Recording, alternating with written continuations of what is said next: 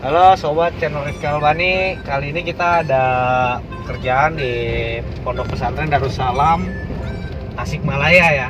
Nah, di sana ada kegiatan pensi atau pentas seni untuk penerimaan dan pelepasan siswa-siswi tahun ajaran 2021. Nah, karena dia minta ordernya itu kerangka sama baju, tapi dipasang di sana karena posisinya dia punya topeng. Cuman udah rusak bekas tahun lalu gitu.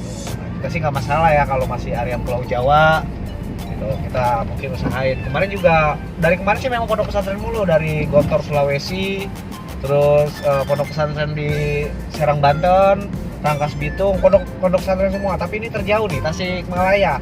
Nah ini masih mau perjalanan sekarang jam 8, nanti ikutin terus perjalanan kami menuju pondok pesantren Darussalam. Jangan lupa, jangan di skip ya teman-teman.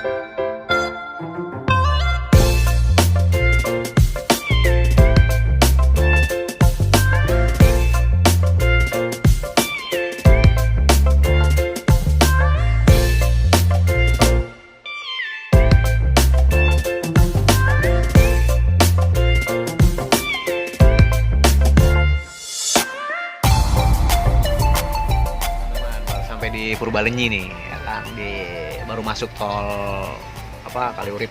Jadi kita mampir dulu nih, jatuhnya di mana ya, sebelum Sadang ya, sebelum Sadang Purwakarta. Ini kita ngopi-ngopi dulu. Jadi sebelum nyampe, karena perjalanan masih sekitar 3,5 jam lah.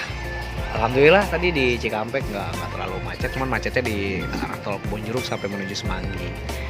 Biasa aktivitas jam kerja kan gitu.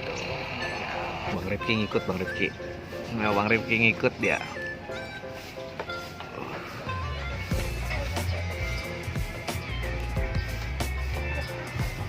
Bundanya pun ngikut. Selalu ada katanya tuh. Kalau ada aku jangan ada dia. Jangan ada dia katanya. Dia siapa nggak ngerti sih dia. Halo guys.